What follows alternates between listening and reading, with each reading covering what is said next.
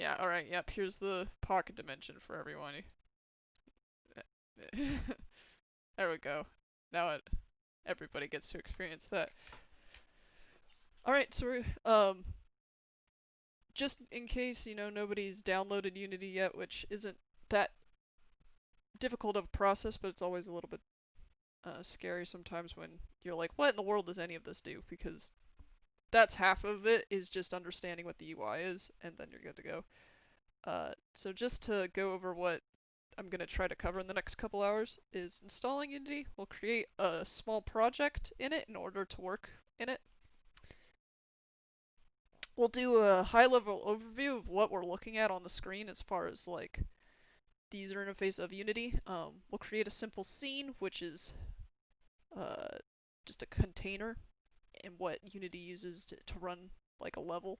Uh, we'll create some small scripts in order to make the game actually be a game. And then we'll add flavor as far as sprites and sounds to go along with our small code. Uh, and we'll focus on building and running and packaging that project so you can share it with other people. If you look in the workshop channel, there is a download for the sprites and sounds assets that we used in the NapGame. If you want to have those downloaded so that when we're creating the scene, you can add them at that time. So you want to download Unity, which is available for both Mac, PC, and Linux. Um, First place we gotta go is to unity3d.com. And in order to run Unity, you do have to have an account with Unity, and we'll download the Hub tool, which is the easiest way to manage and operate with projects. In my opinion, you don't have to have Hub, but they're making it harder and harder not to have Hub. Okay, so we'll go ahead and go to the Unity website, which is Unity 3D right here. Am I logged in? I shouldn't be logged in. Yep. Yeah. So what we'll do is you've got this big Get Started button over here. We can go ahead and click on that. So we're going to be looking for the free version, which isn't under business plans at all. We can always go to individual. Um, I feel at some point they're going to teach us how to properly hook up our DigiPen stuff to get the student Unity version, but I don't know how to do that. Or no, you have to have it like verified with GitHub first, and I don't think we have GitHub verified accounts with our DigiPen student emails yet, but I feel like we will really soon, and then once we do that, then we can do that. But right now we're just using the personal one, so we'll get started there. Returning users have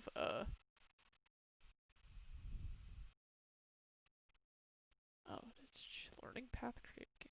Yeah, you don't need to get there. You can just get the.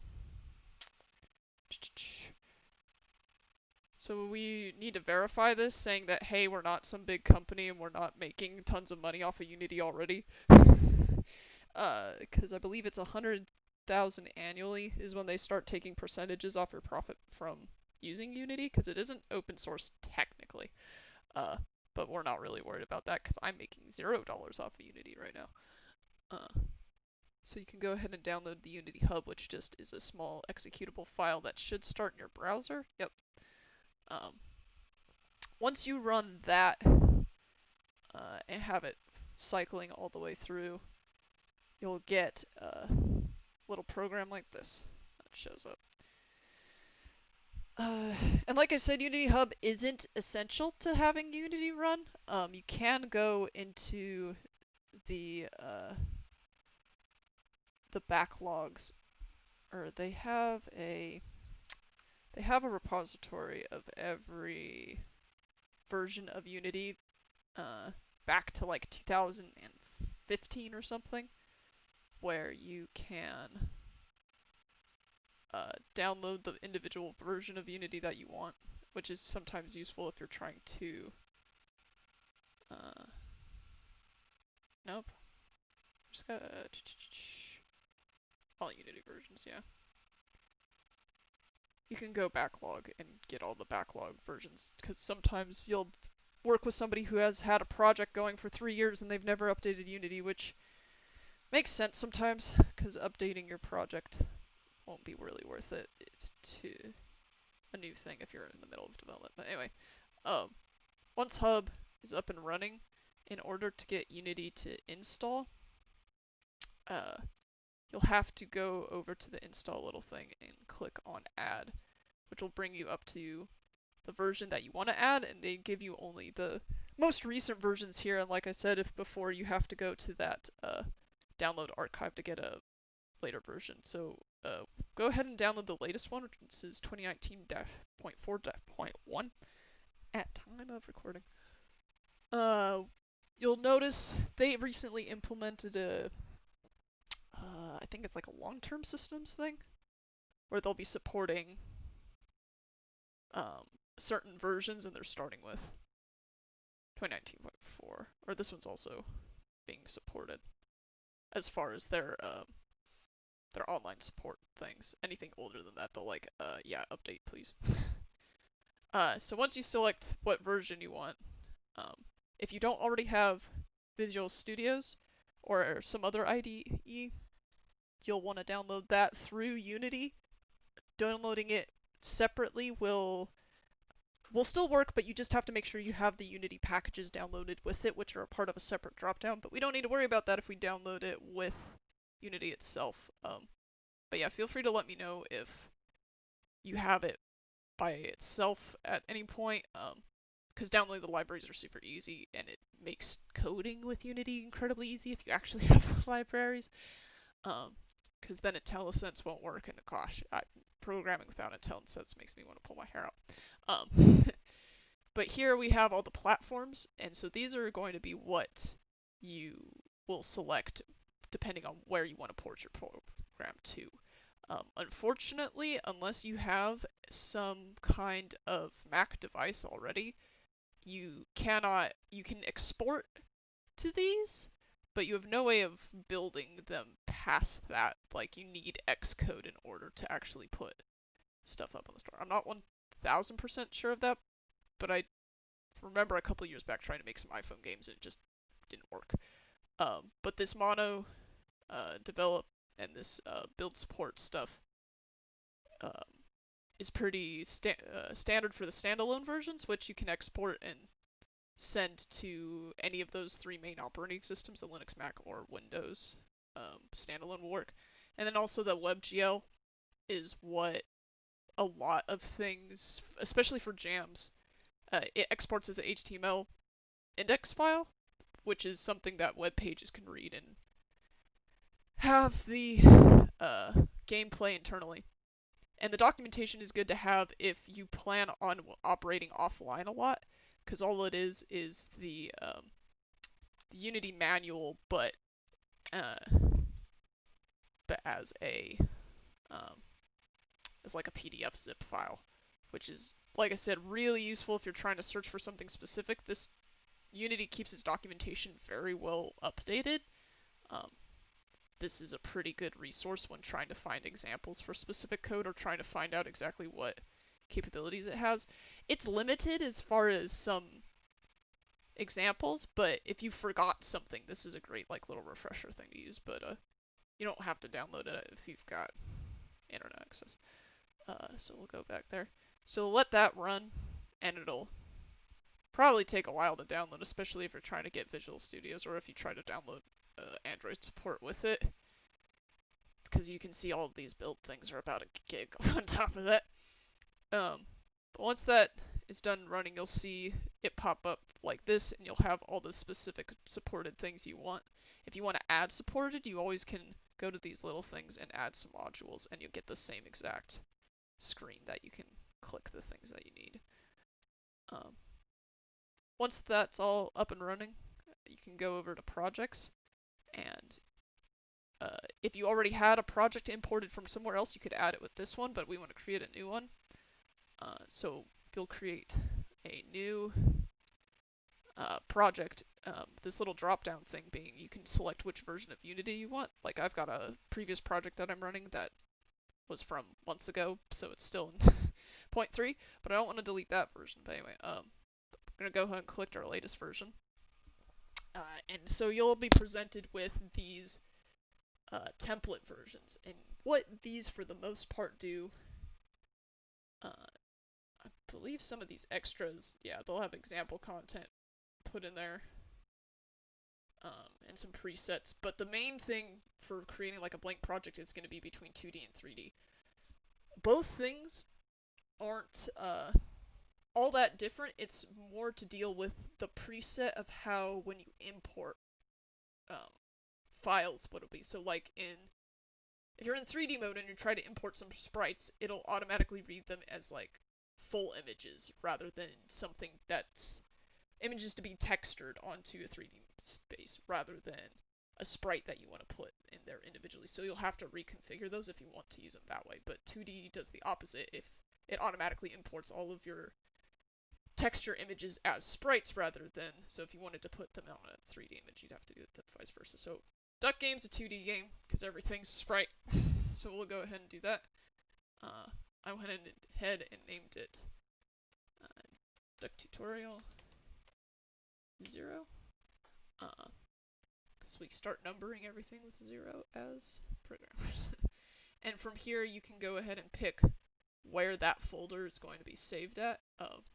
It defaults, I believe, to documents, and so I went ahead and created a Unity project folder to hold all of my Unity projects, and I've already got Duck Tutorial there. But when you go ahead and click Create, it'll go ahead and create all those things and then open it up in Unity. So I'm going to go ahead and let it open up. Sometimes it takes a little while, especially if it's your first time running a project, but you'll notice that it is going along. There'll be a little spinny thing, and yep, this graphic will appear. So it'll take a little bit, but no worries.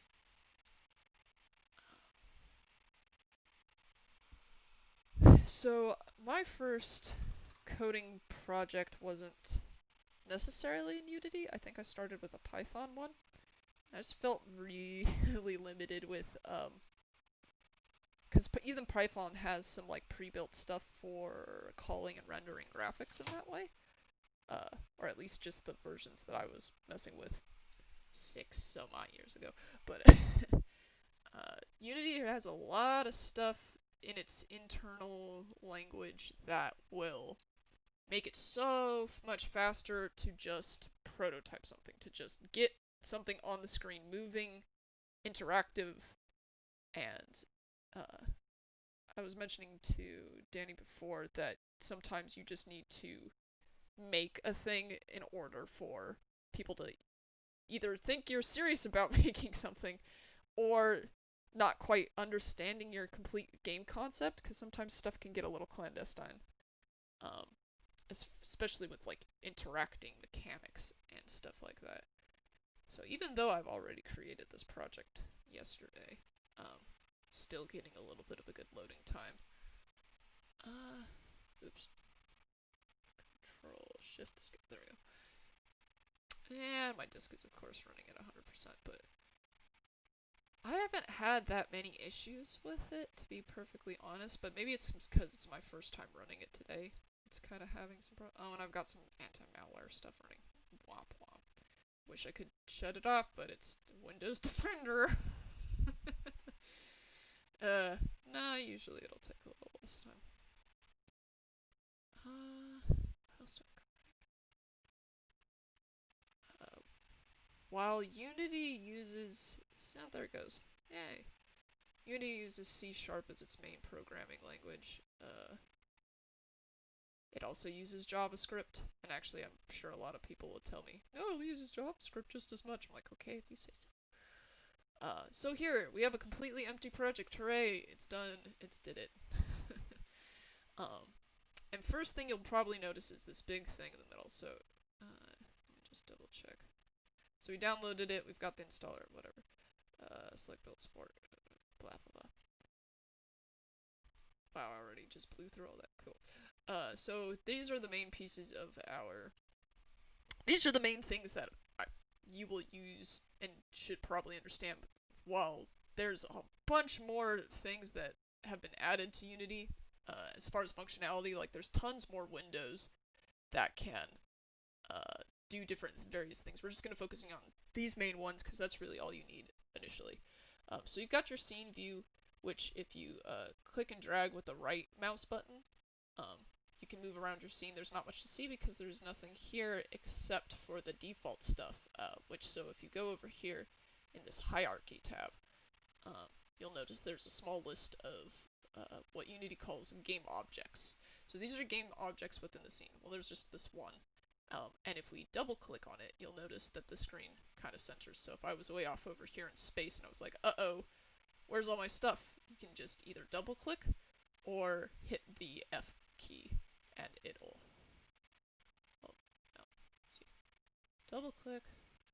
And if you click the object in the scene and hit the F key, it should highlight it, but there's only one thing, so it's not really good.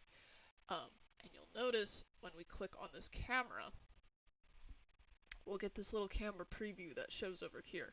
So this is showing us what Unity will render to the screen if we were to hit play. So if our game is running, this camera is looking at stuff, this is what it would be, which is just the default background that the camera has for its rendering, which we could change to any color we wanted on this little thing over here.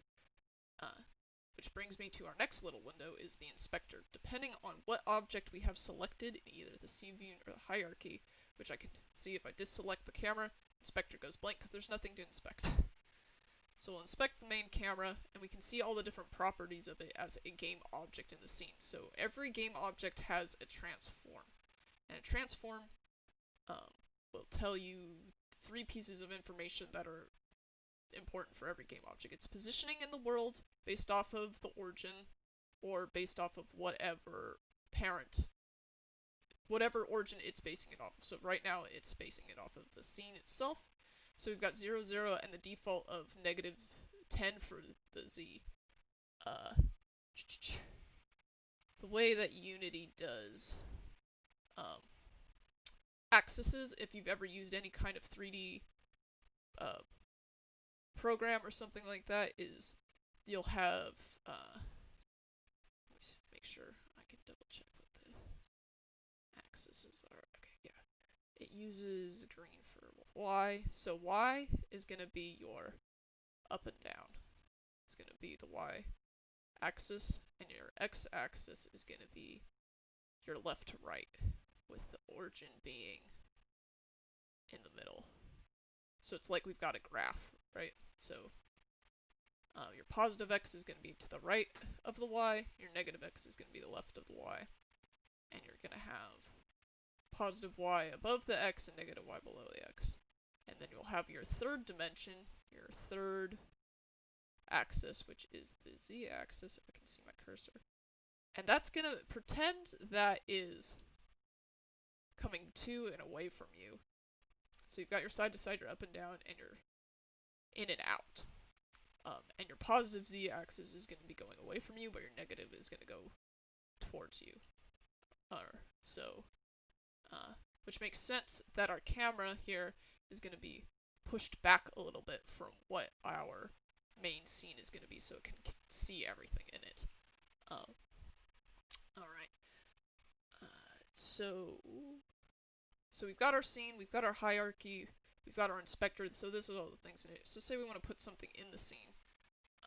We've got our list of assets over here in the project tab.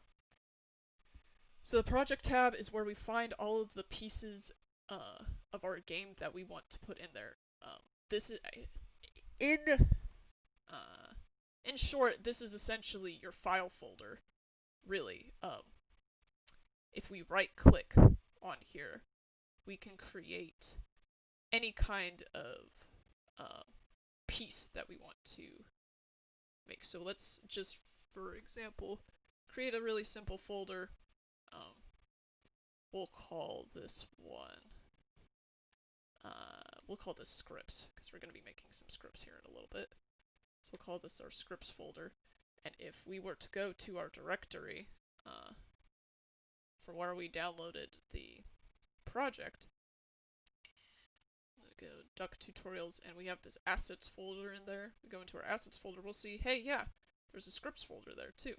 And the same thing with if we wanted to create something in Unity or to import something in Unity, we could just create it in the thing. Click over to Unity. Yep, pop, shows right there. So this is essentially a fancy file folder view that also lets us import and export things from Unity pretty easily as well. So if you have downloaded that asset pack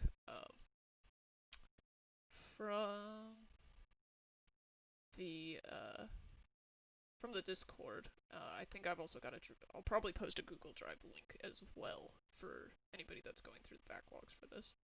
And you can go into the assets pit. We'll have the duck tutorial zip. We'll go ahead and unzip that. Shouldn't be too big because it's just a few things. Yep. And so we can go ahead and just import those base assets, because if you look in here, there's just some sounds and some sprites for us to be using. So let's just go ahead and actually we can go ahead and drag these in here. And you'll see you get a little importing thing that comes in. And so, yep, voila, they're all imported. We've got our sounds and we've got some sprites too. So if we wanted to bring one of these sprites in here, like our little Kreb, thank you, Jalen, for making the Kreb, we can just drag him into our scene. Because we're in the 2D mode, you can see in the inspector when we have inspected our project item, we see it's already defaulted into 2D and UI for 2D. If you're using 2D and you see it as default or something like that, it might not do it correctly, but thankfully we do this. And you can mess with sizing and textures and all of that if it doesn't look quite how you like it, but we can definitely do that. So we've got our little Kreb, and as you notice when we click on our camera, look, he shows up there as well. So, one more thing I wanted to cover, or a couple more things I want to cover before we start getting to scripting, is the one of Unity's main powerful features that makes me really like it versus some of the smaller game makers is you can run this real time. And so if we go over here and click the play button, this simulates the game as if it is running. So you'll see we swap over to the game view, which is up next here to the scene view, and this is showing us the camera. This is the view of the camera as the game's running, so this is what you would see if you were to play your game.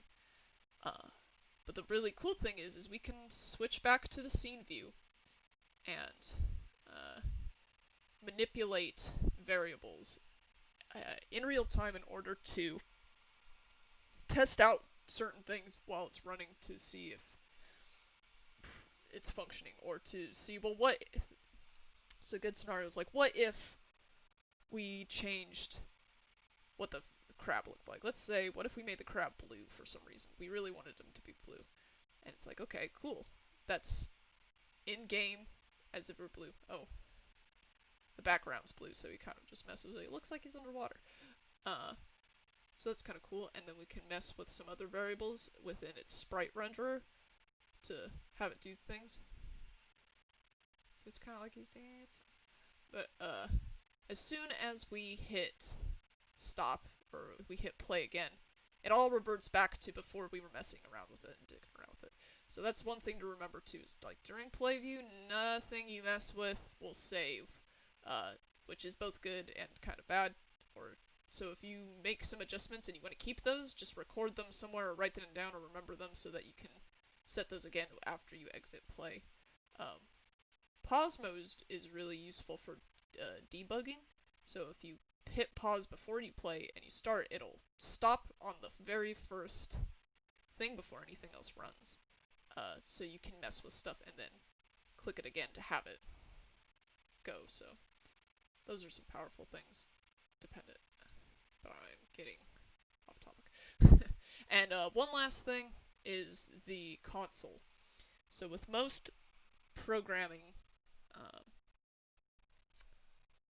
compilers, you'll have some kind of output in a text message in order to that we can use to monitor certain things happening in the game or to monitor what certain lines of codes are doing. And in fact, that's going to lead us into our very first thing that we're going to do. So we're going to make our script that's going to read something to this console so we can test some stuff out. So there's a couple ways to make scripts. You can add them, create them as a file in the project folder, or you can even go up to any of these components in the world that you want that script to run with and create it that way. Unity sees scripts as building blocks, as pieces. They call them components. So this transform is a component of this object. The crab has a transform component that tells it where it is and how big it is. The sprite renders are components. So we can always add another component and whoops. I auto-clicked on something. So you can add a new component and it can be any of these things that Unity already has pre-built. It has a bunch of pre-built components that lets you add all kinds of things to there. We can add some physics. We can add different small scripts. These are all scripts that Unity has for different things, but we don't need to worry about that right now.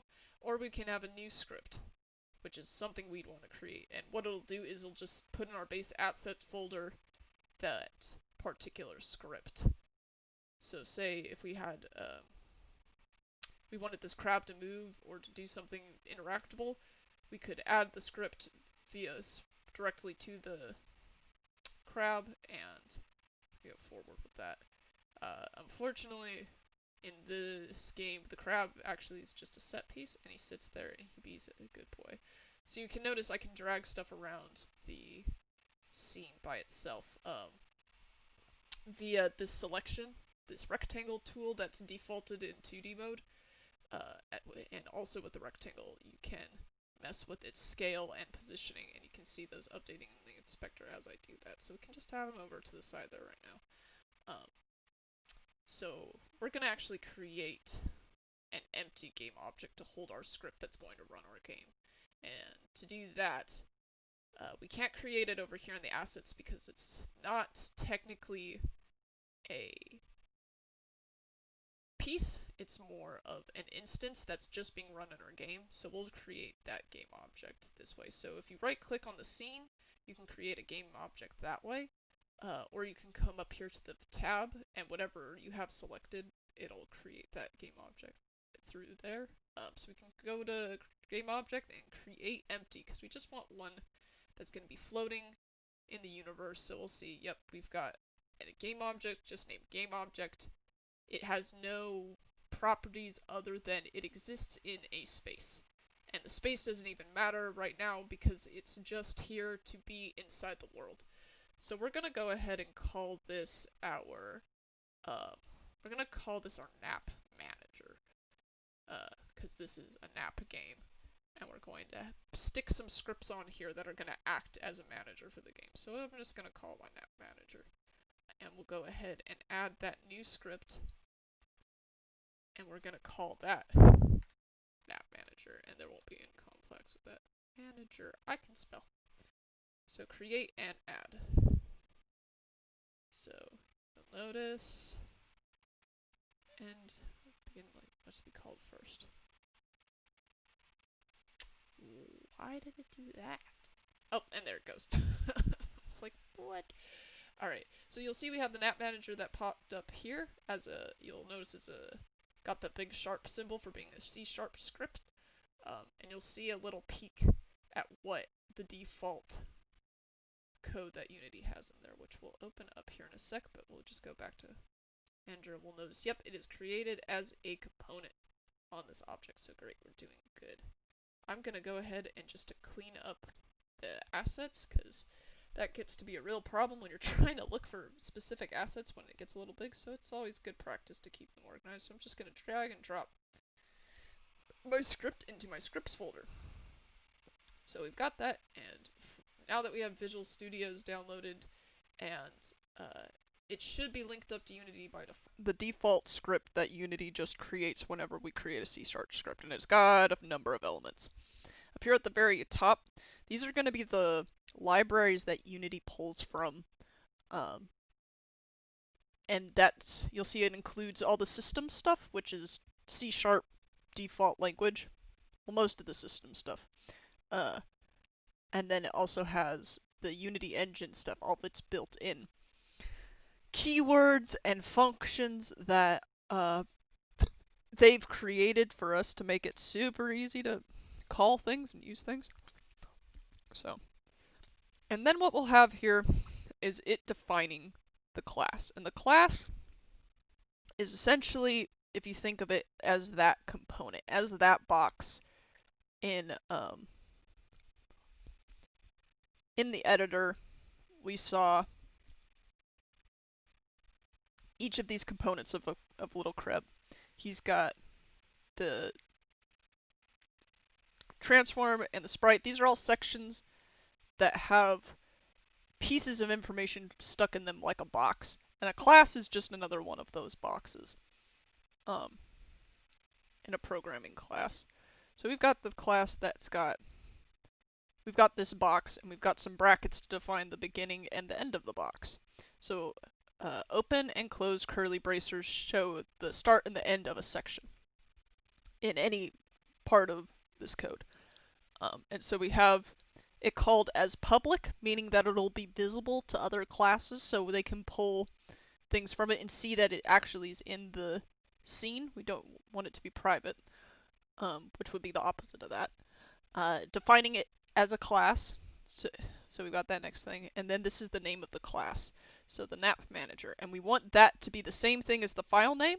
So if you have to change your file name for whatever reason, I would highly advise against it because it messes with all sorts of things, but make sure that this class name follows whatever the name of your actual script is.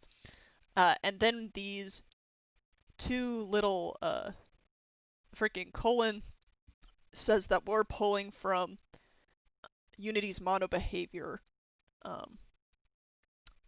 It's their class of object, and this allows it to become one of those pieces that Unity sees. So by calling mono behavior, it sees it as a component that can be attached to objects. So it's defaulted to that, which is good because we want that. And then it creates two functions.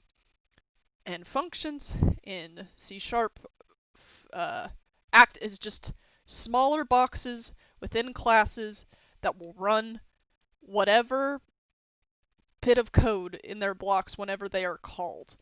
And they have some parameters just like they have some identifiers just like the classes did. So we'll notice that the public is missing from this one because by default it's already private.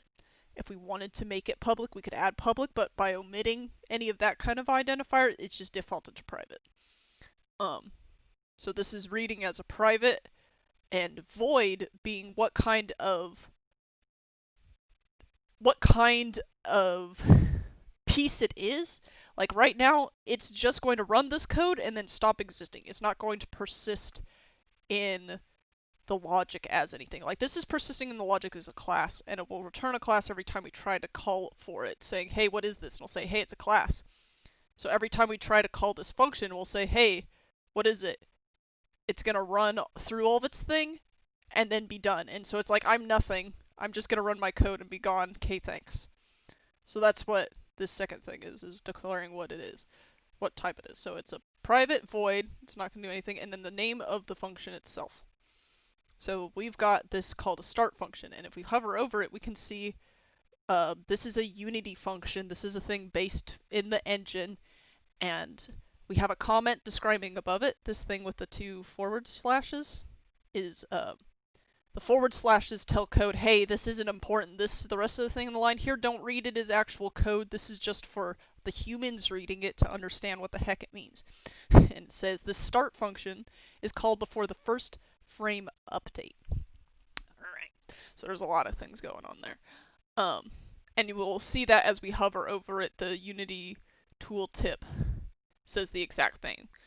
The start is called just before any of the update methods is called for the first time. So let's break this down. So it is called, as I was saying before, something says, hey, what does this do? Hey, what does start do? Or what is start? And it's going to be like, okay, that's when it's called, and it's going to run its thing when something says, hey. When is it called? It's called right before the first frame update. Well, when's that happening? So I'm sure with most video games or movies, you've heard the term frames per second. And frames is being described in a film would be, you know, that single frame, that single picture that flips over and runs through the things. With code, a frame is going to be it running through everything. So from top to bottom, start to finish, every script from line 1 to line whatever gets run through once on all parts of all the Unity. That's a single frame. It gets run through once. The game updates. It goes through one iteration. That's a frame.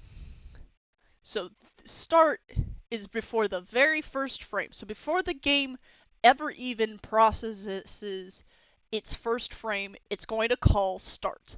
So before any of the updates, before any of the classes, before any of the it's going to initialize, and then it calls start, and then the whole game runs.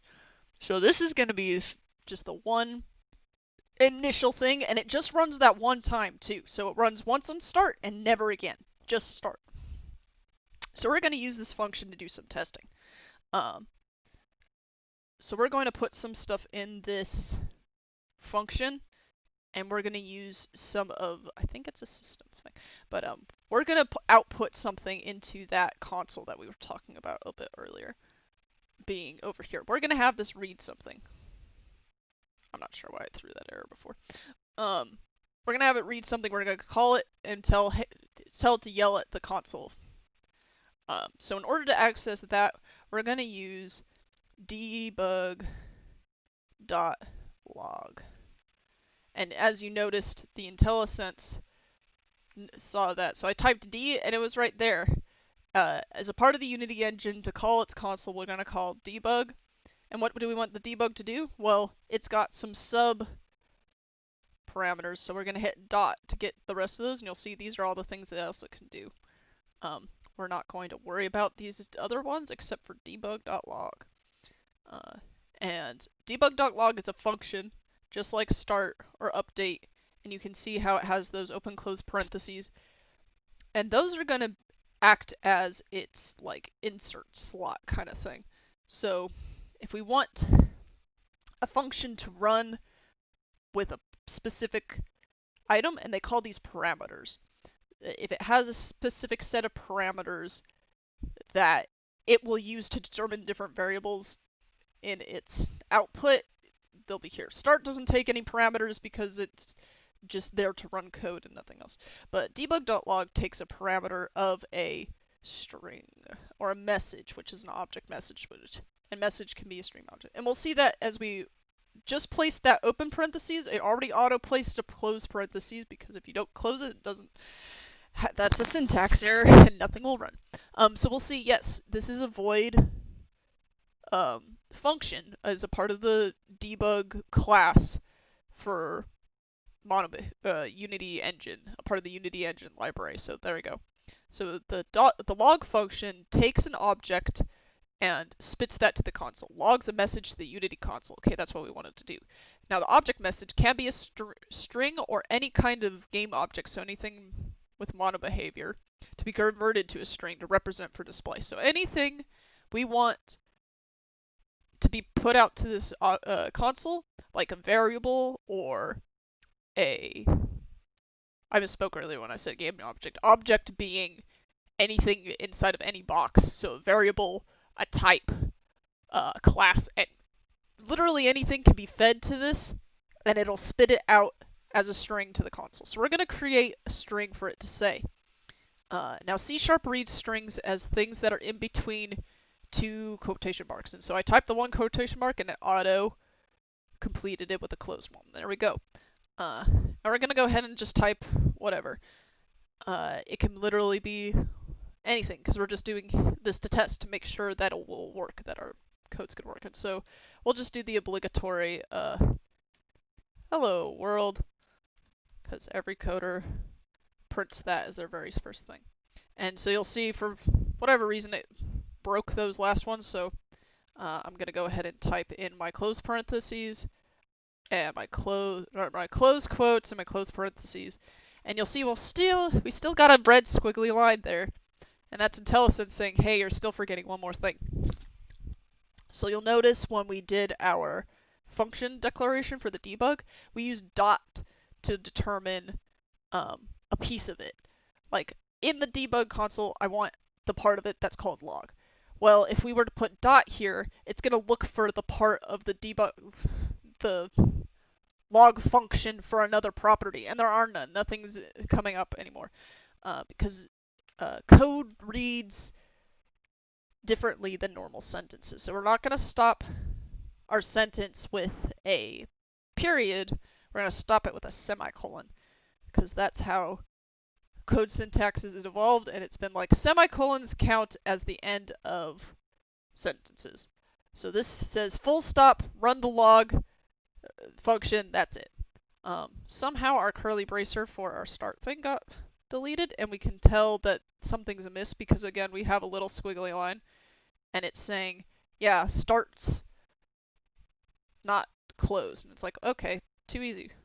Put another close bracer, everything looks nice and pretty. There's no more squiggly lines. Huzzah! So we finished our first function input. We've got a function input that. Now, in order for Unity to see this change, though, we'll have to save. So you can hit Control Save or go over here to the little save icon. And you'll notice when I change something, there's a little asterisk by it saying, hey, my changes haven't been saved. And so I'll go ahead and save. That is something that will trip up tons of new people because if you don't save, it won't change in Unity. So if you make a change and then go into Unity and say, why isn't it working? It's like, well, maybe you didn't save your scripting. Oh, okay. So we're going to go ahead and minimize that. And if we go over to our project view that has our script, we'll see that in the thing, our new debug.log function's in there. Awesome. So we'll go ahead and look at our console, and we'll go ahead and run our game by hitting play. And lo and behold, we get one call of our debug.log, unityengine.debug.log, having the object being our string that we put out, and our string printed hello world. And it did it. And it ran without any errors.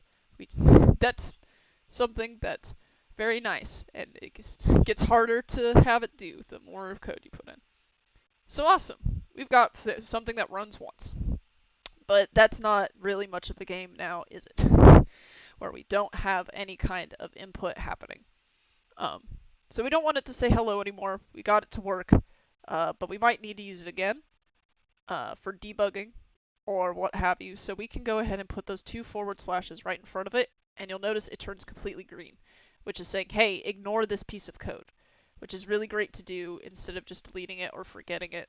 You can just comment it out. Just one quick thing also is instead of, so say you had multiple lines of code for some reason. Say you had it running 4 times. That's all valid. They can be on the same line. It just sees that. So say we had all of this that we wanted to code out. Well, we could go line by line and comment all of it out. That's a valid way to do it, and it will work.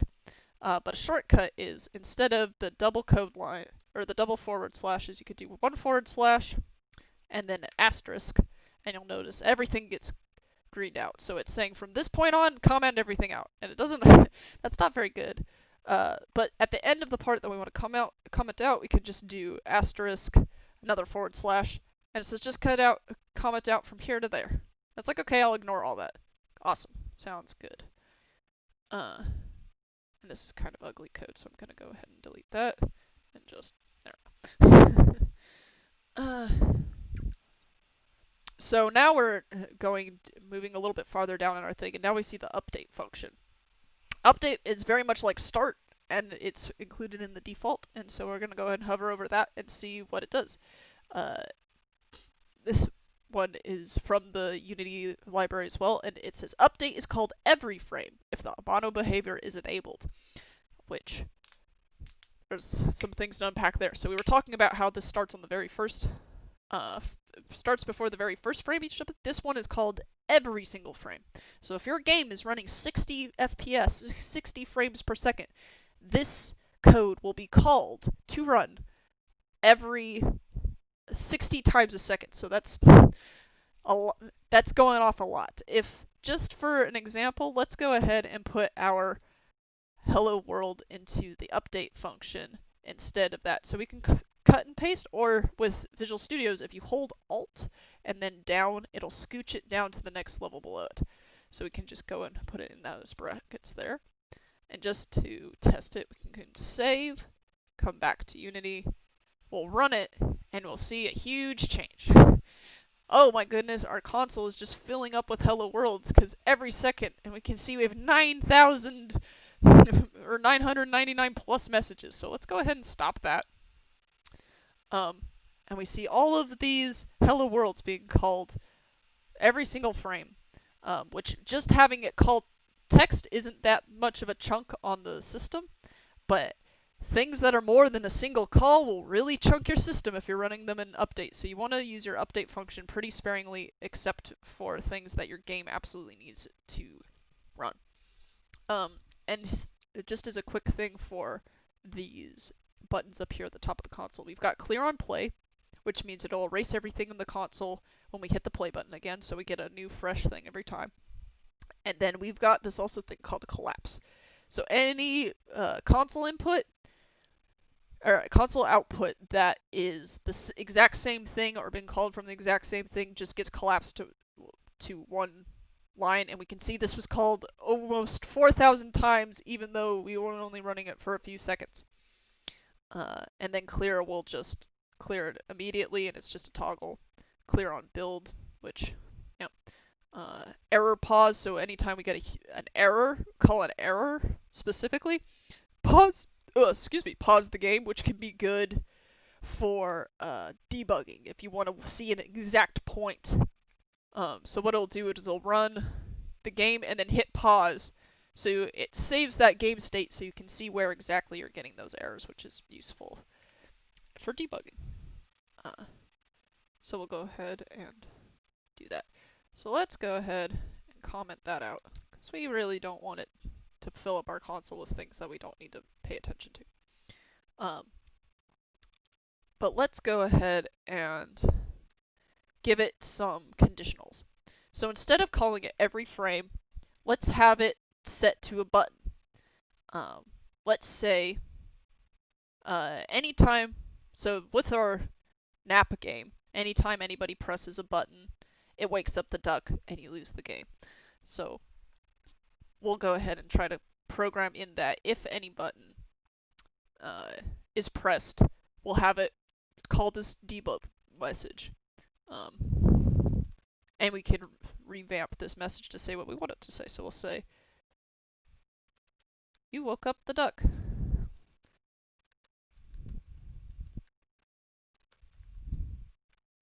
Alright, so we want it to we'll only want that to happen whenever we press it. So we're going to use some of Unity's functions again. So we're going to do input, which is a class from Unity. So it's going to read an input, dot get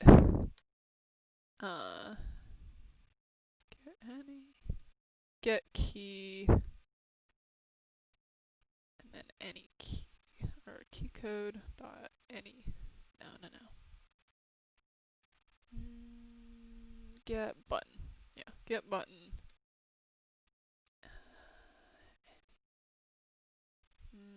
How did I do this again?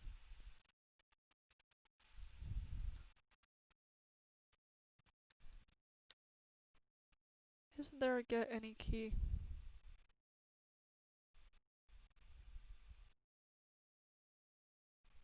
So Here's a good thing.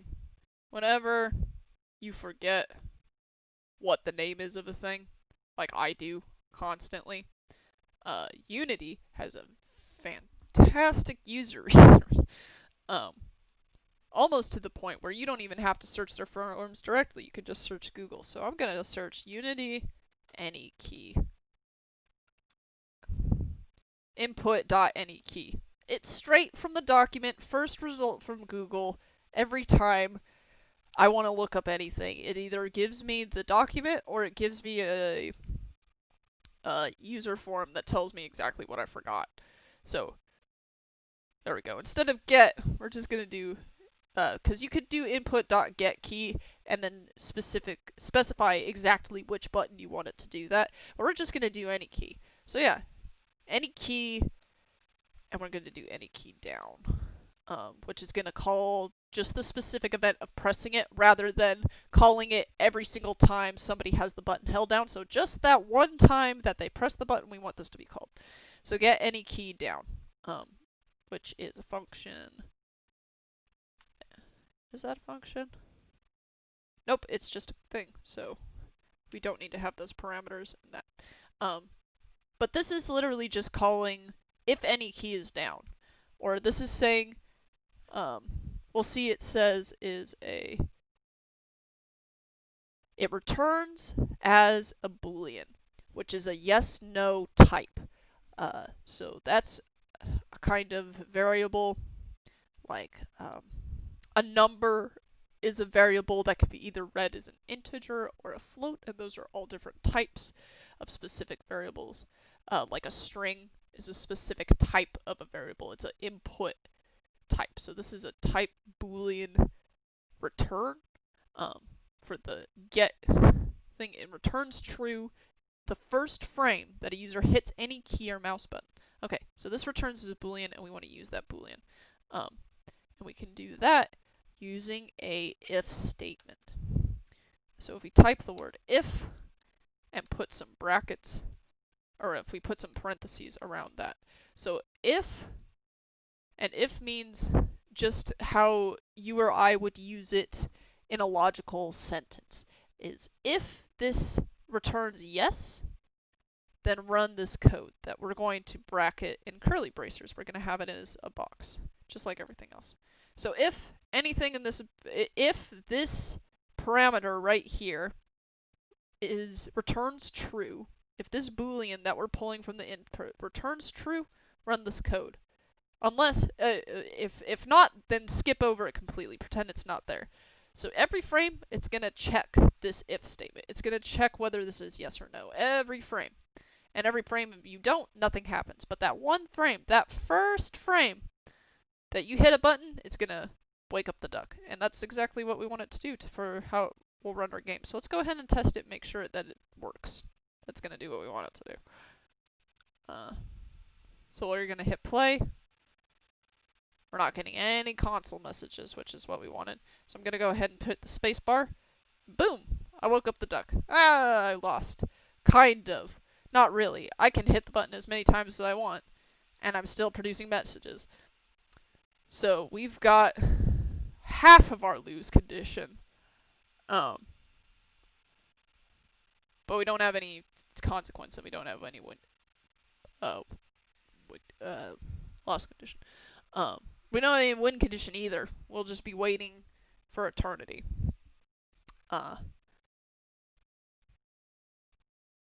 So there's a couple things we can do to have. Let's just have it exit the game. We'll just have it kill the world as of now. No, we won't kill the world. We'll leave it as is. I remember what my plan was now. So now we're going to create something that lets us win the game. Alright, so this is what we're going to get into when I was talking about doing some sequencing, is we're going to use coroutines, which is not that complex. I would consider it's something, it's really not all that crazy to think about on a surface level. Like, in some of the nitty-gritty stuff,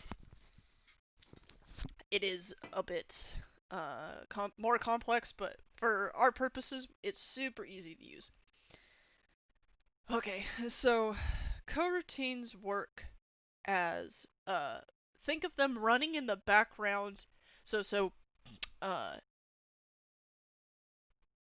while this pretend this if statement had a box that was just full of stuff, full of things to do, and we had all kinds of things trigger from pressing this button. We had sounds go off, we had animations play, we had all this other stuff going on and being called while this was doing it. Everything else below this thing would have to wait its turn. It would have to wait until your code is completely done running through all of that if statement before it would continue on going down the line. But a coroutine, when we call that, runs in the back. It just waits and it runs in the background and lets all of the other code go ahead of it until there is a conditional. So for us, we're going to use a timer. We're going to have this piece of code run and then wait until our timer's up, and then it will continue running, having our win condition being just waiting until that timer's up. So we'll go ahead and declare our coroutine outside of any of these other functions, because we don't want it to be called during update and we don't want it to be called during start. We want it to be called specific. Well, we're probably going to have it declared during start, but we're going to have to run it over here. So we're going to call it, it's essentially its own function in a way, but it is a specific type. It's not returning a void. It's not doing nothing. It's returning a really specific type called IEnumerator, which is a specific interface that will essentially make sure you're having the right structuring. So we gotta name it something, and we're gonna call it NapTimer. And like any other function, it's going to need parameters, and it can take in. So say we wanted to have it have a variable amount of time to have a timer. We could put that float like timer number or something. And it would take that as a parameter. But we're just gonna keep it simple. Put that over here. And it needs open and close bracers, just like any other function. Okay. And we'll still see it's reading red. Well, because it's not having its yield. It's not returning. It's not telling this enumerator, hey, what is my condition to start running the code again? So we're going to have it yield. We're going to say, hey, okay, jump out of this code, come back to it, return, we're going to return to this typing, say, hey, this is the parameter I want you to do. And we're going to create a new wait for seconds down here, which is a specific class that reads a float, which is a decimal number. Think floats as decimal numbers, integers just being specific numbers with no fractions, which is so a float being, so let's just wait for 3 seconds. So we're going to say 3 and we're going to give it a little F to make sure it reads it as a float, not an integer, which is just a good practice. And then we still got a squiggly line because we got to put our semicolon stopper at the end. So yeah, and everything else clears up because it sees that we're returning the parameter that it needs to know as a coroutine to say, hey, get out of here, stop running this code until this wait for seconds is done. Until we've waited 3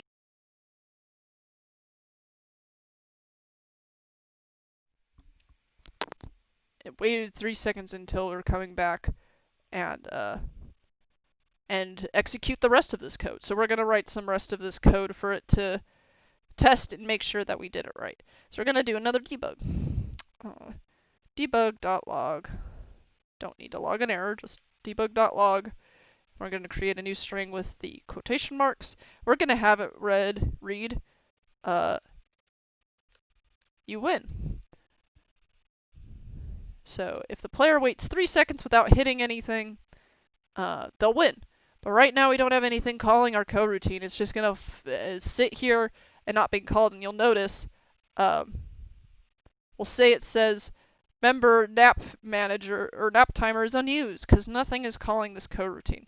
So let's go ahead and call it right when the start function starts. So at the very beginning of the game, we want it to start the timer so that the game can start properly. If we wanted to do some other sequencing stuff more specifically, we could call it from other places, but we're going to call it from here. And so we need to use a specific function called start coroutine. And that's a function that's a part of mono behavior. And we'll see that it takes a string name as a method name. Or we can call it specifically from. So we're going to go ahead and, or we could just punch in the type enumerator, so we can read it as a string, which is beneficial to call if you're trying to call the coroutine from a different class, but right now it's inside the same class, so it won't have any problem seeing this nap timer enumerator. But if you wanted to call it from a specific different thing, you could call it with its string by itself. But we just need to call it that, and we'll see it auto-corrects or auto-completes nap timer because it's within our same scope. And we'll give it a little cap. Let's see, cannot convert from method to string. Yeah, but it's a type it's an enumerator. I don't know what you want. I can make it a string. We'll just make it a string by putting quotation marks around it, and it's fine. And I can guarantee you it'll find it. Well, we can always test too. So let's go ahead and test. So on start, it should start this coroutine. It'll run it, yield, wait, and then after 3 seconds, we should see a you win be printed to the console. Let's go ahead and see. Go back and then we'll hit play to run through our code. 1,000, 2,000, 3,000. Whoa, there it is. We won. We did it. But now I can press the button. Oh no, I can still lose. So we should create some kind of other conditional besides just this any key down boolean. But we can do that by creating another boolean for this if statement to check so that we don't continuously keep losing whenever we want to press anything. So to do that, we're going to have to create our own variable. It's pulling that boolean from the input class. So we're going to make our own variable for it to call internally. So at the very top of our class is where we're going to do all of our variable declarations. And so for here, we're going to make a bool. So let's make a bool. Let's just type bool. Everything's defaulted to private unless we want to make it public. So a private bool called, let's say, can lose. And this is using camel casing. That's a standard for C#, I believe, where you have all variable names are lowercased, and to determine differences between words, you put a capital so it's readable.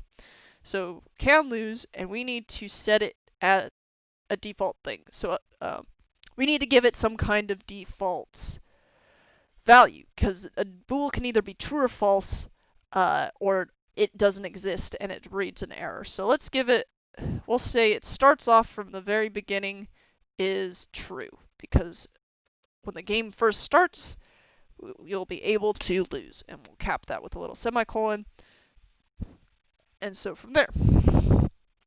So now that we have our boolean declared and it exists in the world, when we come down here to if, we're going to have it check a second parameter. So we're going to have it check if this is true, and then we're going to do a double ampersands, which is the thing right above the 7. We'll have 2 of those, and this reads it as and. So if input.anyKey is true, and can lose is also true, then they're allowed to lose, kind of thing. So, and this is defaulted at true, so from the start of the game, they can press the button and lose. So we're going to make it so that can't happen. So we want to trigger a thing for can lose. So we'll go down here right after that timer's up. Once they've won, we'll make it so they can't lose anymore. So we'll set can lose, so we'll assign it just as we did up here, except we don't need to declare its type because it already exists. So we'll call can lose, and we'll use a single equal sign to assign it to false. So that way, and we'll put a little cap there, and we'll save it, go to our game, run it, wait the 1, 1000, 2, and 1000, 3. We won, and I'm pressing all the buttons, and we can't lose anymore. So hooray, that worked exactly how we wanted it to. So now that we've got that going, that's pretty much our game. We've got to win, and we've got to lose. They're not terribly interesting because nothing really happens other than the debug logs pop out, but you're getting this is a technically interactive software, so more or less this is still a game. It's not terribly interesting and it's not going to win any awards because you're literally staring at a crab and nothing happens. And with the game at runtime, you can't see the console unless you're having something else output it, so this would be a very bad game. So let's go ahead and let me make sure I didn't skip anything. Intro to coroutines. Yep. Let's go make our scene interesting to look at and put some interactability in this script. Okay, going on 2 hours. Let's go. So let's use some of those things that we imported. So we're going to go back to assets, and we're going to look at some of our sprites. So we've got the crab here, and then we've got some more of the other nap sprites. So we've got an angry duck for when you wake him up, and a sleeping duck that's going to be nice and tranquil while you're doing it. And then we have a background. So let's go ahead and pull our background into this. And we'll notice, if we look over at our game view, it is not taking up the whole screen. There's a couple things for that.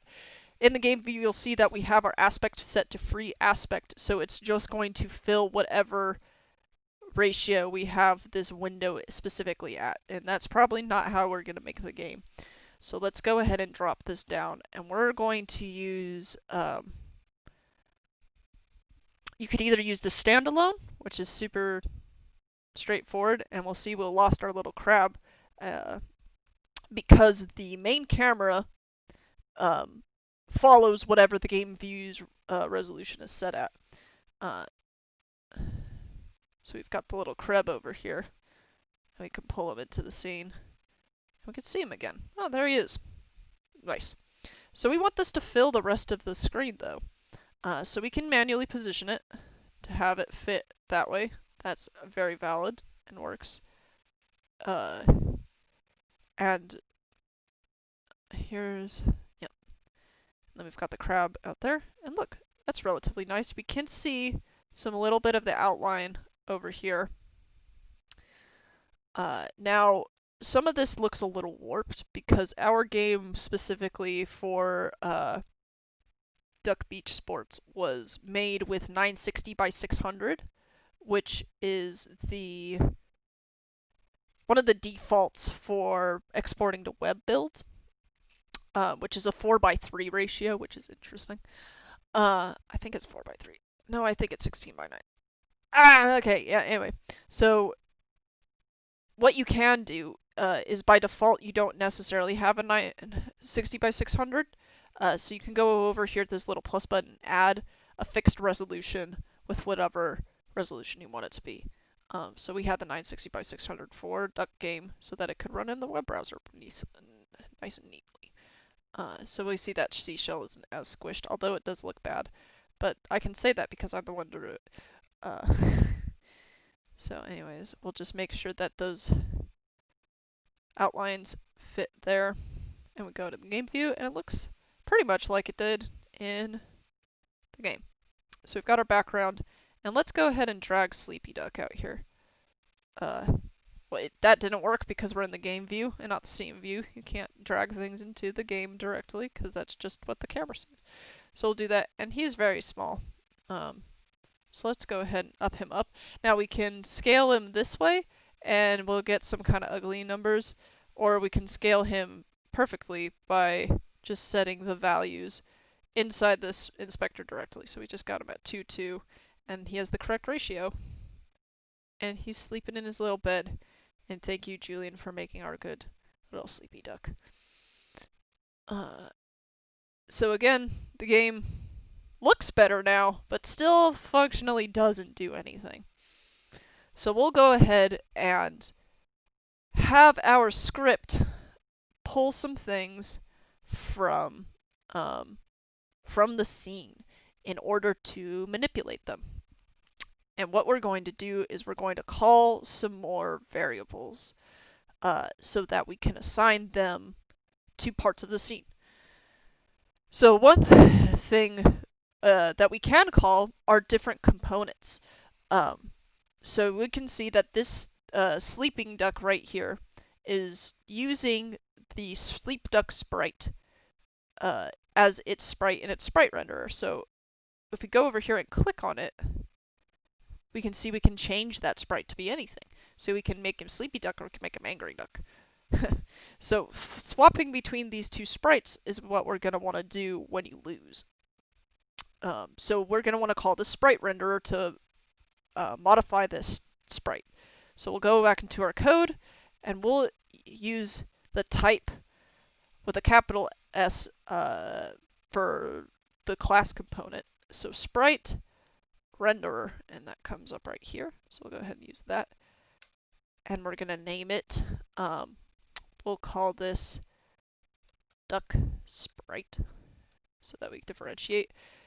And for right now, we're just going to close that there. We're not going to assign it in code, and we're not going to assign it here at this time because all of these all of these variables get called get called at initialization. So when before it runs any frames, it's going to initialize all the code, and these particular instances inside the scene aren't going to be valid, so we can't really assign that in code right here. If we wanted to, through code, find specific things, we could do that inside the start, or even probably just want to do it in the start function. We could do that in the start function if we wanted to, but I'm going to try to keep this simple, and Unity makes it really easy to do this. Because if we expose this variable as public, so if we give it the public modifier, this will allow it to be visible to other classes, including,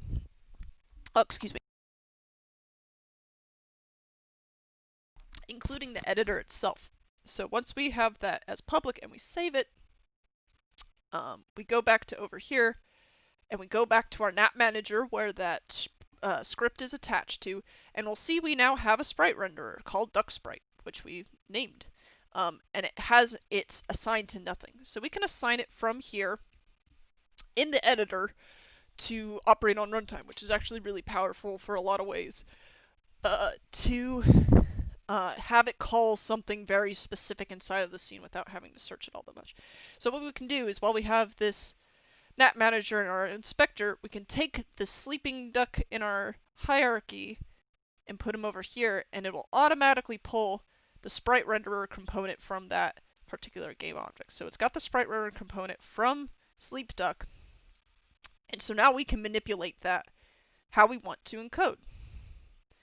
So we've got our sprite renderer labeled duck sprite over here. So what we want to do is when we wake up the duck, we're going to call that duck sprite, and we want to set it to a specific sprite. So we're going to say duck sprite dot sprite, which is a component of the sprite renderer. All of these other components in sprite renderer are also callable from that thing. So if we wanted to change the color, if we wanted to flip it, if we wanted to deal with any of these mask iterations, if we wanted to deal with sorting order, we can manipulate that all through code after calling the sprite renderer component. So we want the sprite, and we're going to set it equals to a specific sprite that we want. So we want to set it to a specific sprite we want. And much like assigning the sprite render, we can assign whatever sprite we want it to do too. So we're going to do the same thing. We're going to call a public sprite, and we'll see we just got the sprite by itself, and it reads those as 2D objects, and we're going to call this angry sprite. And then cap that much in the same way. And so when you lose, we want the duck sprite renderer to equal that angry sprite. And then we'll put a cap on that. So that will work. Or that'll do what we need it to do. And so let's save that before we forget. But before we run anything, we've got to go back to Nap Manager, and we see that this is reading none. So just to see what happens if we have one of these slots not filled and then call it in code. We go ahead and hit play. And I'm going to hit the button. It's going to disappear. And we got the, oh, interesting. It didn't seem to care that, I guess it just set its sprite to null and didn't throw back an error. Which is good for you, because if you forget to do that, yeah, he's going to disappear and it's not going to do what he wants to. It's like, oh no, you killed him. But that's good. I mean, normally, sometimes you really want to avoid doing that, because if it reads a null in certain variables, it'll throw an error, and that can really have a chunk in your code. It will just kind of spin out of control sometimes. So we want to make sure that we put our angry duck sprite there. And you'll notice our timer ran out and we also won. So when we lose, let's call one more thing called stop all coroutines. Or let's just stop that specific coroutine. As a best practice, it's probably good. Unless you're like exiting a game.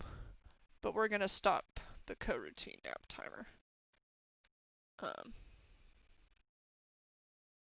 Is it gonna know that that is? We can go ahead and make it a string again too. I'm not gonna pretend I know exactly why it does that. So we're gonna stop the coroutine nap timer so we can't win even though we've already lost. Which is a good way to do that. We could also do another if statement with another variable, but to keep it clean, we really don't need to do that. We can just stop the timer.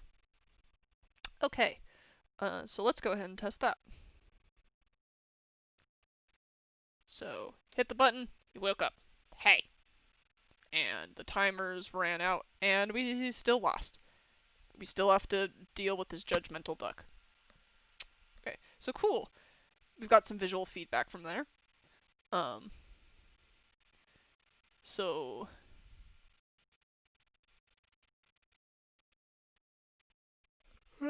sorry. Let's maybe also do a little bit of audio. So what we're going to do is let's add some background music that gets stopped when you lose. Because right now the only thing you really can do is lose or just wait to win. So,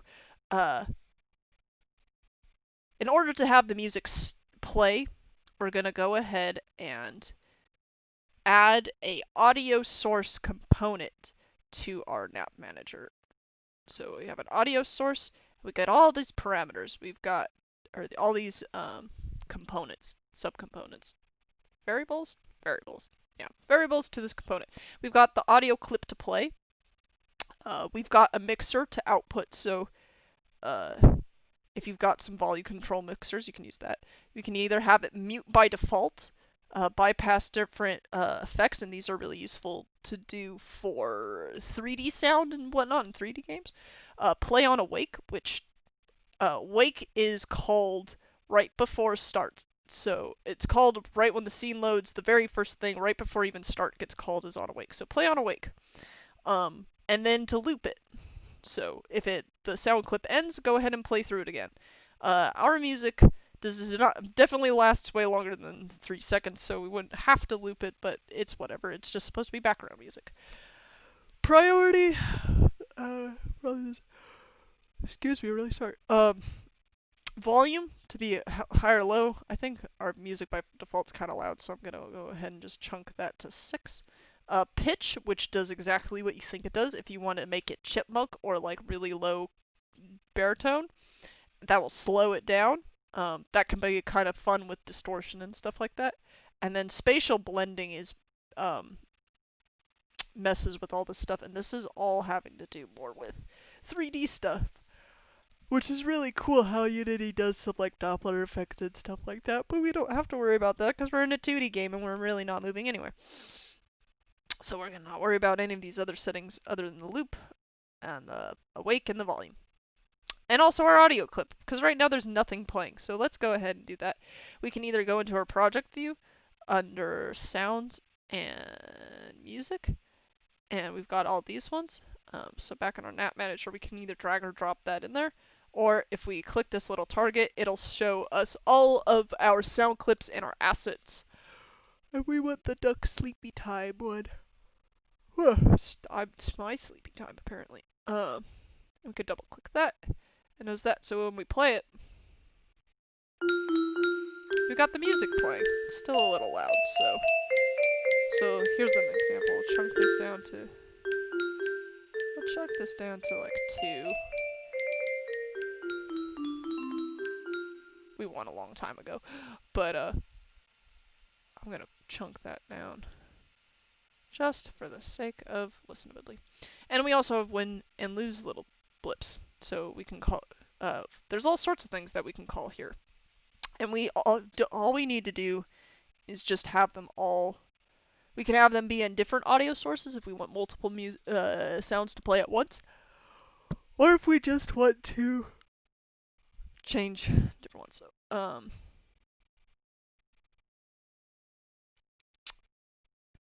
and then we have the lose sound. So what happens in Duck Game is when you hit a button, the record scratch plays, stopping the peaceful music, and then the duck wakes up. So let's go ahead and rig up some of those things.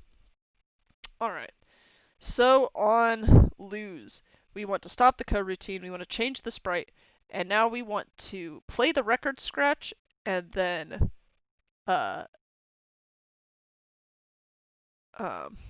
stop the other music. So I wrote down what I had on the last one, but let's try this out.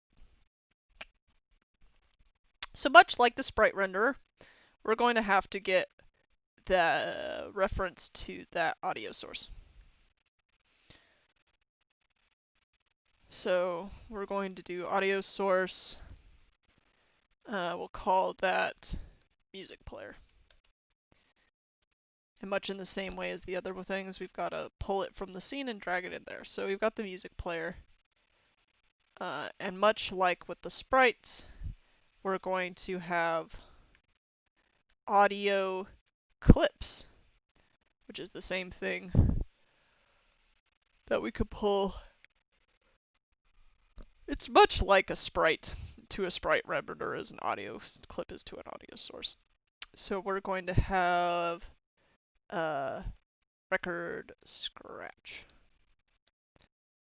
Alright, so what we're going to do is, under here is we're going to call that audio source, so music player dot, we're going to play one shot. Plays an audio clip and scales the audio source by the volume scale.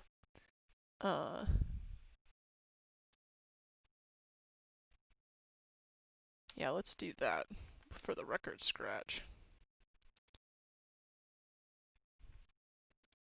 Alright, and before that, just to double check and to make sure, let's do dot stop.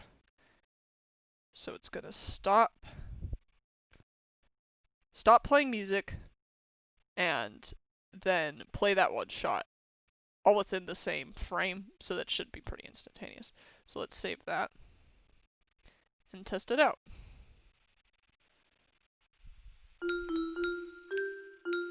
Unassigned reference. Ah! There we go! Got those errors because guess what? We didn't assign any of those variables to the Nap Manager. Oh, look at that. So the music player is actually right in itself, so we can pull and drag that right there. And the record scratch.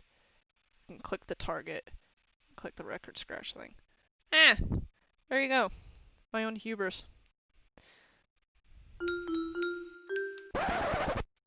Hey! It works! Alright, so we've got that going. So now let's, as a finale,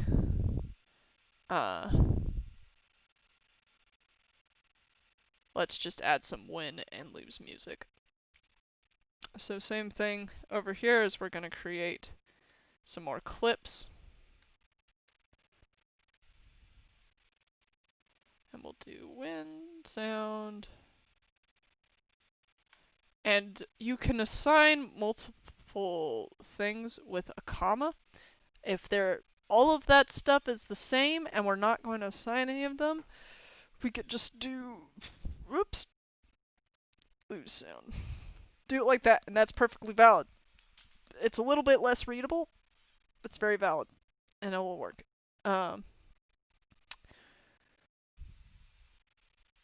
So what we're going to do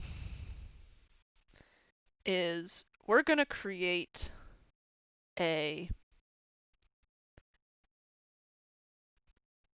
coroutine to buffer, so to give the player like a couple seconds to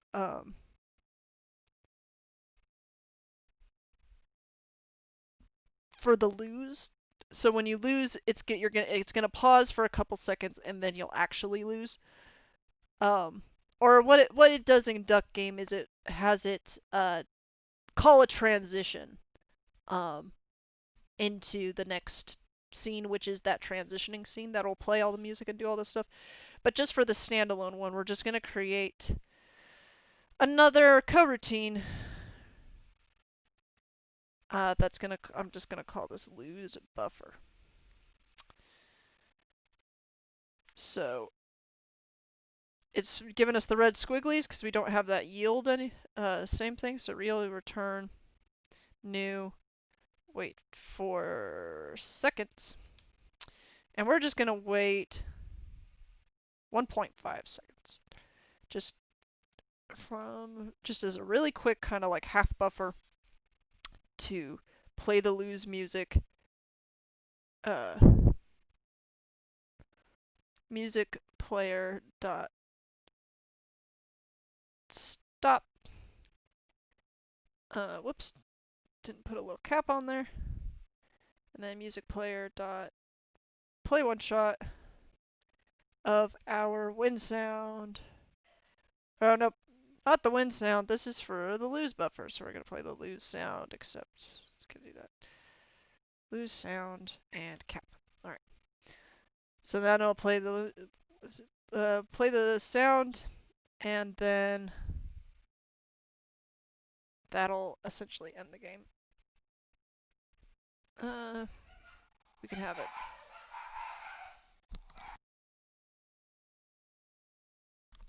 Alright.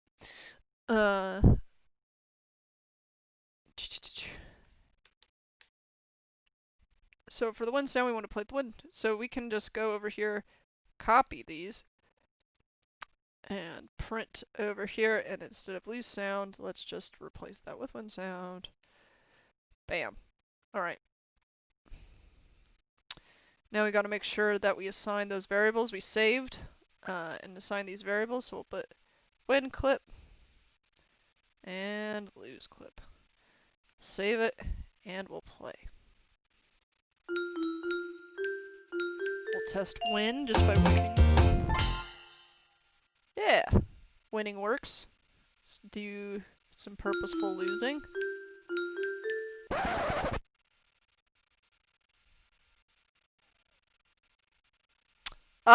We did not call that coroutine. We wrote it, and we didn't call it. Alright, so let's do that. Start coroutine lose buffer. And it's gonna want us to call it from a string, and I'm still not super sure why, but that's okay. It's working. And we're almost done to getting it to build. Alright. So saving. That's set up. Now we actually have it call the coroutine. Yeah, there we go. And there's a whole bunch more things that we can add for Flare. But we're gonna save that for uh, another session to have. I feel like we've gone over a lot today already. Um, but adding text and graphics and doing all that stuff uh, is definitely more of an icing on the cake kind of thing. But definitely important for giving players information. But at least we have some audio cues, which are definitely not without merit. Um, so this is a pretty self-contained game. It's not critically complex, and the base game is literally like 3 lines of code, and then we added a whole bunch of stuff for whatever. Um, Also, as a rule of thumb, um, you do not have to make these public necessarily, especially if you don't want another script to call it. You can leave these private and make people happy, uh, and call a separate tag called in angle bracers instead of curly bracers. Angle bracers being the thing uh, that you hit instead of shift. And we could do serialized field. And we can copy and paste this. And it says anything on the next line down um, will be exposed to the inspector. But so we can keep our things private and safe from getting all mucked about by other scripts accidentally. So we can keep all of these things safe, but also viewable is with the serialized field. Although I think we're gonna have to create this guy on a new line. I believe I could be wrong.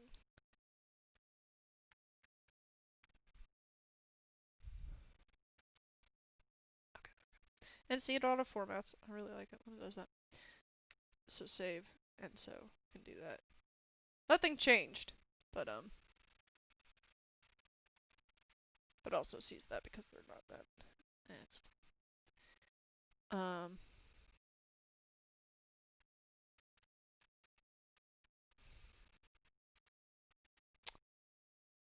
yeah, every time you save a script and change it, Unity auto-compiles to see if there's any specific errors, and it sees those as warnings because they're not public, so it doesn't think they'll ever get assigned to, but we did assign them because it can. So, right, let's build this so that we can have other people play it and test it and do some good stuff. So what we're going to do is we're going to go to File, Build Settings, and so say we wanted to have this export to our other things that we downloaded. So we would select them here, and they would switch the platform, which reconfigures a lot of the backend stuff too. But we're going to do this on a standalone. And you'll notice the scenes in build are completely empty. So this sample scene that we've been creating everything in won't get built unless we add it. So add open scene. Cool. And it has the build index 1, and it's clicked check mark, because if this is unchecked, it won't build. So if we check it, it gets built. Cool, that's what we want. So let's go ahead, you're like, okay, let's go ahead and build it.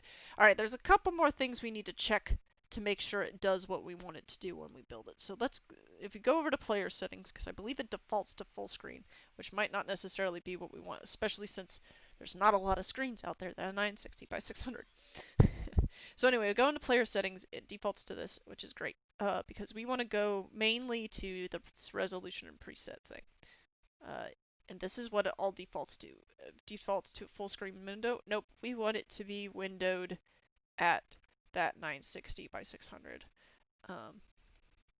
Just because that will preserve the resolution, and our sprites aren't meant to get mushed around so much. But that's just because of how we built NapGame specifically. It's meant to be for browser, but is 100% still playable. But we just have to make sure we preserve this resolution, which also means we have to click off visible background. Allow full screen switch. No, sorry, full screen's gonna break it. Um, and supported aspect ratios. I believe we're just at 16 by 9, but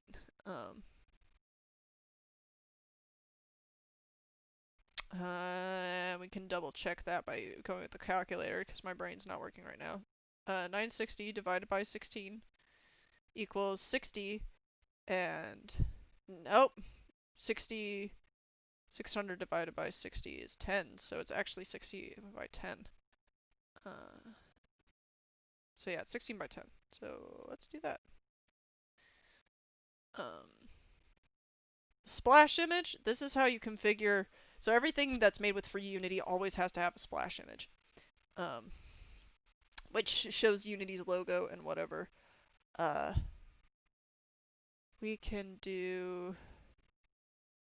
it in our game view. If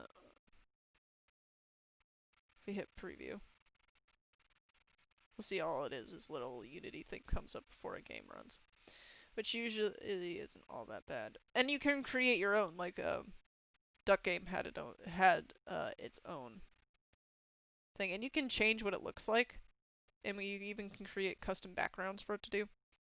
It really doesn't matter, but this is where you would mess with that, is under the splash image. And then icon for a standalone.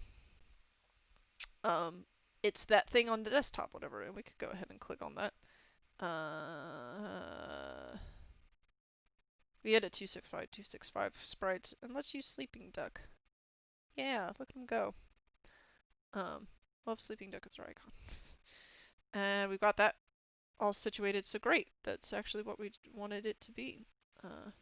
So we've got all that set how we want it instead of the default things that could break our game. So we'll go ahead and build.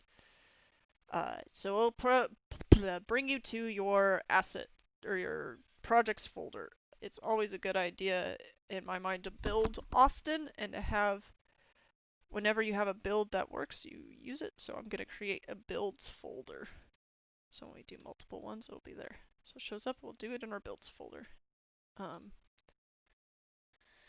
We'll want to create a subfolder to hold all of the smaller assets too, so we'll call this NapGame. Alright, we'll put this in the NapGame build. And we'll let this run. Now, depending on the size of your project, this could take a while. Hopefully, because this one is literally one script and a handful of sprites, it won't take too long to build. But it's pretty much compiling everything into a way that can run with its executable. And bam, there we are. We're done. Or it's done loading. So if you want to give this game to somebody, you're going to want to zip this folder with a zipping tool of some sort. I use WinRAR because it's free. Not technically, but kind of is. ZZip is another, 7-zip is another thing. There's a bunch of zip programs if you don't have zip programs. But over here, you can click on this little .exe and we can see it's the exe also because of that custom icon we gave it, or defaults to a black on white Unity symbol instead of the white on black for the crash handler. You run click on that, nothing's gonna happen. But you run our little game, it should pop up as our little window. Oh, we noticed some problems coming on here. We can't see any of our sprites. That is unfortunate, because they were showing up correctly on this one. But there are a couple things we can do to remedy that. So we've got the background, and this particular thing we want to mess with is this order in layer. So this is going to be how the thing, and even the crab's not showing up anymore. So it's getting a little confused because all of these sprite renderers are on the same layer. So we'll put the base layer for the nap background at 0. We'll have our crab and our sleep duck put on 1. the higher number being the one that's closest to the camera. So they stack upwards. So now, go ahead and save, and we'll go to build settings, and we'll do build and run, because it'll rebuild it, and then just run it immediately, and we'll just use the same directory so it'll override our old one, and we'll probably build a lot faster too since it doesn't have to reinitialize everything. I say that, and it'll take the same amount of time maybe. Nope, see, that was a little bit faster, and now it's gonna run it, and there we are. And now we can see our little guys, and we can do this. Yep, and that's the game, and we can close it whenever we want to. And congrats, you made a game where you have an angry duck staring at you and a happy crab. um, so I hope that was helpful to some folks. There are 8, 9 games in Duck Game. And I kind of hope to breeze through some of the more similar ones. But if this is something that people are interested in, I'll keep making them where we break down exactly how we make each of the different little duck games. And have different methods, and they're cool. I like Duck Game. But Unity has so many more things you can do with it, so many more built-in ways, and you can mix and match and do all sorts of things with the components. But yeah, feel free to ask me any questions about specifics if you run into any problems. If you think my code's bad, feel free to tell me how to do it better. I'm always open, because I'm not a coder. I just practice on Unity. But thanks for giving me your time, and I will edit this video down, hopefully. But for you folks who've been chilling out here with me, I appreciate that greatly. And if anybody has any specific questions, I'm more than happy to answer any of that. But other than that, I appreciate y'all sitting through that. But that's all I got for today. I'm going to end the recording.